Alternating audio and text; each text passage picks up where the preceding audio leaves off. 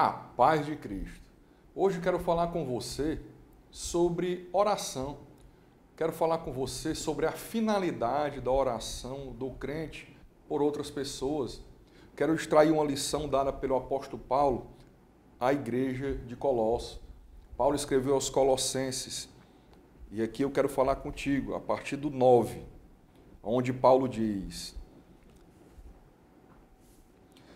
por esta razão também nós, desde o dia em que soubemos disso, não deixamos de orar por vocês e de pedir que transbordem do pleno conhecimento da palavra de Deus, em toda a sabedoria e entendimento espiritual. Dessa maneira, poderão viver de modo digno do Senhor, para o seu inteiro agrado, frutificando em toda boa obra e crescendo no conhecimento de Deus. Assim, vocês serão fortalecidos com todo o poder, segundo a força da sua glória, em toda a perseverança e paciência, com alegria, dando graças ao Pai, que os capacitou a participar da herança dos santos na luz.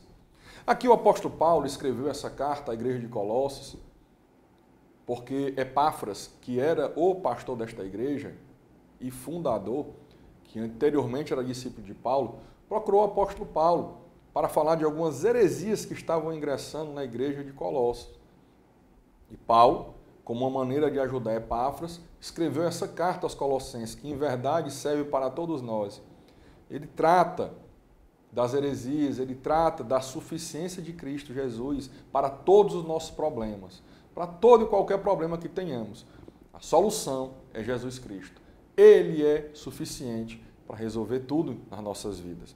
Mas na introdução, Paulo, aqui ainda no versículo 9 de Colossenses, ele fala de por que começou a orar pelos colossenses. No versículo 7, ele fala que no versículo 6, desde o dia em que ouviram e entenderam a graça de Deus na verdade, isso vocês aprenderam de Epáfras, nosso amado conservo, em relação a vocês, fiel ministro de Cristo, que também nos contou do amor que vocês têm no Espírito. Aí ele fala no 9, por essa razão, qual razão? Porque ele ficou sabendo, por meio de Epáfras, que homens e mulheres da igreja de Colossos, lá em Colossos, na verdade, ouviram a palavra de Deus, ouviram o evangelho da salvação, a pregação do evangelho, porque a fé vem do ouvido, ouvir a palavra de Deus, e estes homens e mulheres se converteram, creram com o coração e confessaram com a boca que Jesus Cristo é o Senhor, é o Filho de Deus que veio para tirar o pecado do mundo. E aí Paulo diz no 9, Colossenses 1:9, por essa razão também nós, desde o dia em que soubemos disso, não deixamos de orar por vocês e de pedir que transbordem do pleno conhecimento da vontade de Deus. Muitas vezes eu vejo alguns vídeos, até algumas pregações, algumas pessoas falando, eu declaro, eu decreto que Fortaleza é de Jesus, que o Ceará é de Deus, que o Brasil é de Jesus. É uma oração que não está muito em consonância com a palavra. Ah, pastor, mas eles estão orando para que venha a ser. Mas eu tenho que orar em consonância com a palavra. A palavra de Deus nos ensina que o próprio Jesus Cristo disse, o mundo jaz no maligno. Então o mundo, o que é o mundo? O sistema mundano, a forma de pensar das pessoas do mundo que não creem em Cristo Jesus. As pessoas dominadas por esses principais e potestades, porque como dizia Martim Lutero, o homem é uma besta. Ou ele é montado por Jesus, ou ele é montado pelo diabo. Não existe meio termo. Então, o mundo jaz no maligno, disse Jesus Cristo. O sistema mundano, as pessoas que estão sob o jugo desse sistema mundano, jaz sob o maligno. Então você não vê em canto nenhum Paulo orando pelos colossenses antes de saber da conversão deles. Não vê. Mesma coisa se você for ler o livro de Éfeso, não tem. Os Efésios, também Paulo não orava, o livro de Efésios, Paulo também não orava pelas pessoas de Éfeso antes de saber da conversão delas. Olha por que ele orou pelos colossenses aqui, que é o mesmo motivo que orou pelos irmãos da igreja de Éfeso. Por essa razão também nós, desde o dia que soubemos disso, da conversão, né, não deixamos de orar por vocês e de pedir que transbordem do pleno conhecimento da vontade de Deus. Primeiramente, ele pediu, Pai, esses novos irmãos convertidos em Éfeso, que eles transbordem de conhecimento de Deus, da palavra. Como é que uma pessoa transborda? É quando ela se enche completamente e ali vai transbordar. A imagem é de um rio, é de uma bacia, é de um copo, que é cheio completamente e derrama de tão cheio que está. Então é isso que Paulo está falando. Pedir que transbordem do pleno conhecimento da vontade de Deus. Imagine aí, você se encher tanto de Bíblia, se encher tanto de oração, de culto, de oração, de louvor, você vai transbordar para outras pessoas, vai pregar, vai falar, vai ser exemplo de vida. Em toda a sabedoria e entendimento espiritual. Com sabedoria, a palavra diz que o princípio da sabedoria é o temor do Senhor. Então, quanto mais temor você tem do Senhor, mais sabedoria você tem. E entendimento espiritual, discernimento. Muitas vezes, uma pessoa que tem mestrado, doutorado, pós-doutorado, cai em uma armadilha do inimigo, que muitas vezes uma pessoa que é iletrada, que não sabe nem ler direito, sabe assinar o próprio nome mal, mas esta pessoa tem sabedoria vinda do alto, porque é um crente em Cristo, está na igreja, está ouvindo a palavra, está orando, meditando na palavra. E ali aquela mesma armadilha que foi usada para pegar um cheio de sabedoria do mundo, de conhecimento do mundo, de ciências, do que for, cai. E aquele irmãozinho humilde, com pouco estudo, tem a sabedoria vinda do alto, que é o princípio dela, é o temor a Deus. E ele não cai na mesma armadilha. E aí no 10 ele diz, desta maneira poderão viver de modo digno do Senhor. De que maneira? Quando você se encher. Tem tanta gente que diz, né? Senhor, me enche do Espírito Santo.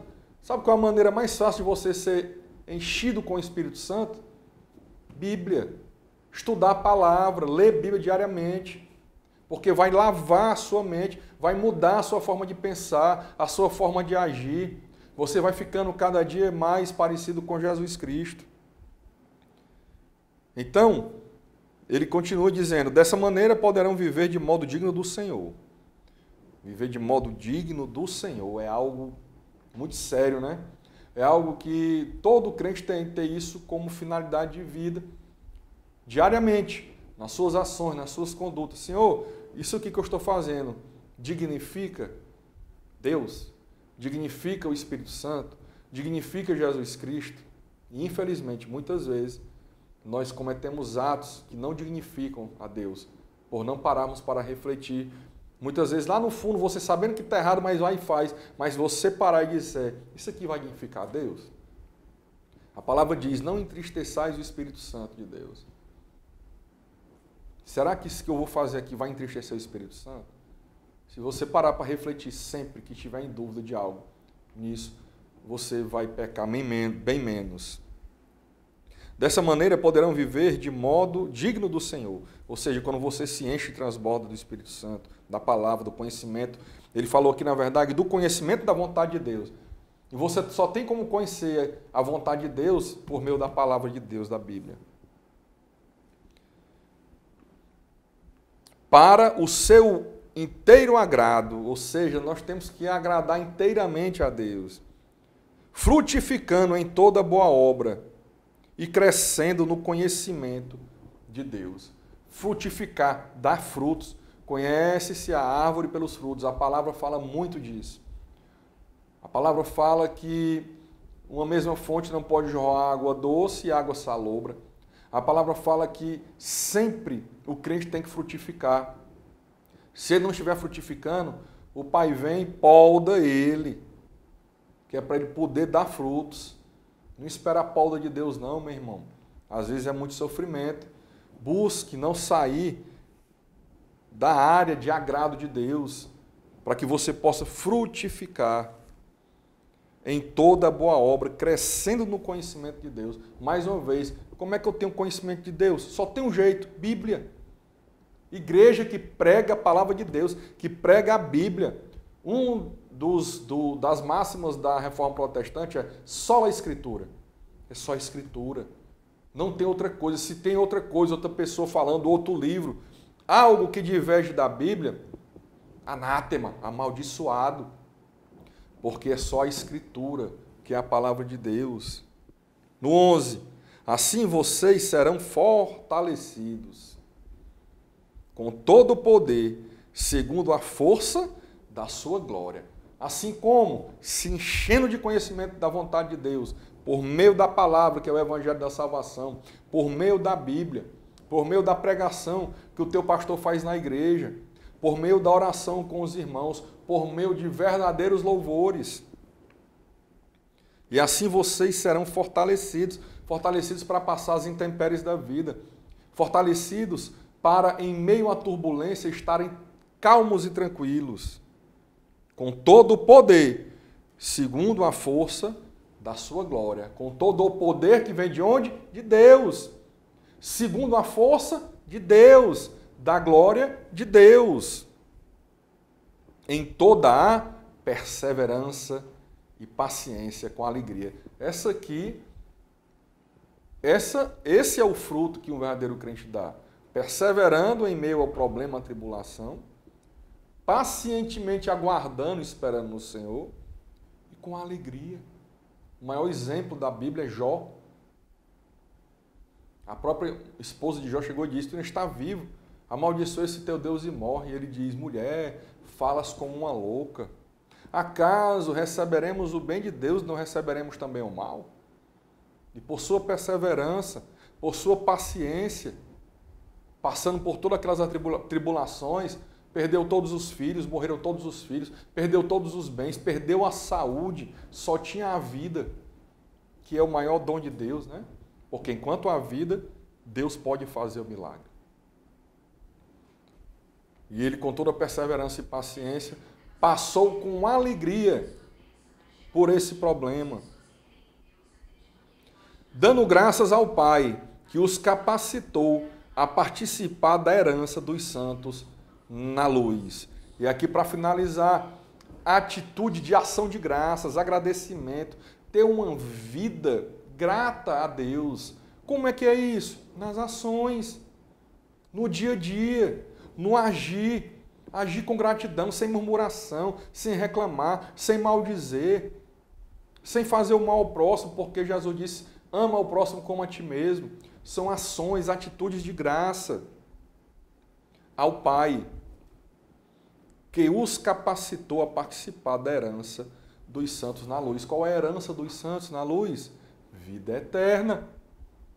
Qual é a herança dos santos na luz? Vida em abundância com Cristo Jesus, após a morte física, com um novo corpo glorificado. Físico também, mas glorificado, livre do pecado. Olha o que diz a palavra. Herança dos santos na luz. Quem são os santos? Separados do mundo, que buscam se separar.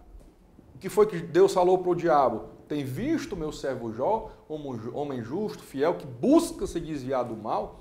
Jó buscava se desviar do mal sempre, se separando das coisas do mundo para Deus. Não é deixar de conviver com as pessoas do mundo, nem de viver no mundo, mas fugindo das propostas, fugindo das tentações, fugindo das coisas que não agradam a Deus. E assim, eu e você participaremos da herança na luz. E quem não participar da herança na luz, vai para as trevas.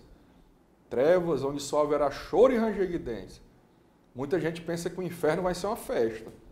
Vai ser um lugar que todo mundo vai confraternizar. Não. É choro, ranger de dente e negrume. Mas nós estaremos com o nosso Senhor Jesus Cristo, Deus Pai Todo-Poderoso e Espírito Santo, recebendo a nossa herança, que é a vida eterna, na luz de Deus, que iluminará do seu trono todo mundo. É tanto que não terá mais nem sol na eternidade, porque toda a luminosidade está lá em Apocalipse, sairá do trono de Deus. Que Deus te abençoe e te dê essa perseverança que o apóstolo Paulo orou aqui pelos Colossenses. Uma semana abençoada.